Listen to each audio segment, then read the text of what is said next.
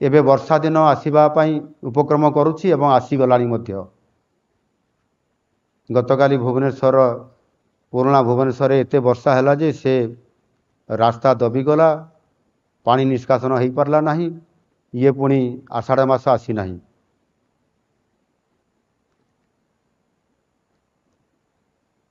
अनेक समय ये वर्षा कारण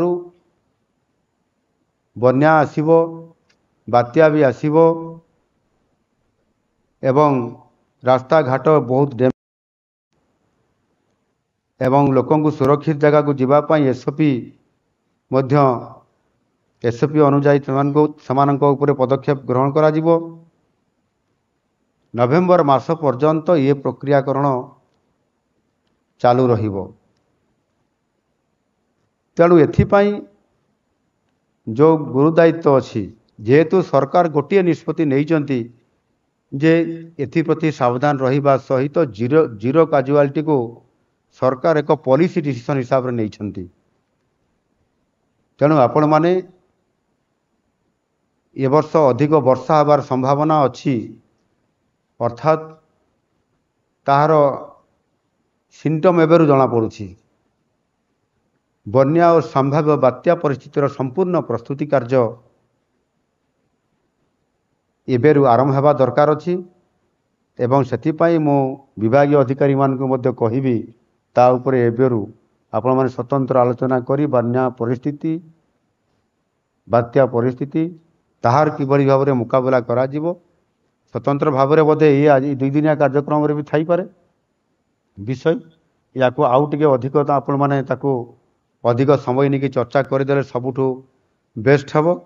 जमीती मु दाना विषय कहूली आमे अधिक सरकार सक्रिय हो काम करने द्वारा एवं सबू डिपार्टमेंट रो से आम राजस्व विभाग सहित आमर वार्स आरडी पावर एवं ताहा सहित मध्य आनुषंगिक विभाग गुड़िकर कृषि मिलित भाव समस्त सहयोग रे घन घन मीटिंग करवा आलोचना करने द्वारा जेभली भाव ये दाना बात्या को प्रतिहत करा जाई पारिला जीरो काजुआलिटी करागला से आधार रे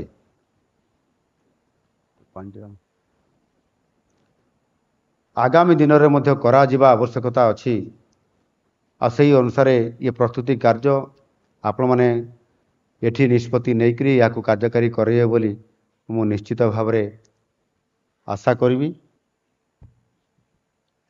बन्या प्रवण अंचल आश्रयस्थल फंक्शनाल ऑडिट करी जदि आवश्यक हुए तार आवश्यक मरामती करवा एवं जोठी तार बिल्डिंग नहीं आश्रयस्थल से जगार टेम्परारी कौ जगार करा जिवो ताहा उपरे ध्यान रखिबा ये निश्चित भाव ता उपरे मध्य अधिक आलोचना हबार आवश्यकता अछि। दाना समय रे किछि त्रुटि आसीथिला जेमिति बिजुली एवं शौचालयर व्यवस्था ये सबको आगुआ भाव में जदि आम प्रस्तुत करई नबा ताहेले आगामी दिन में ये समस्या रहिबो नहीं।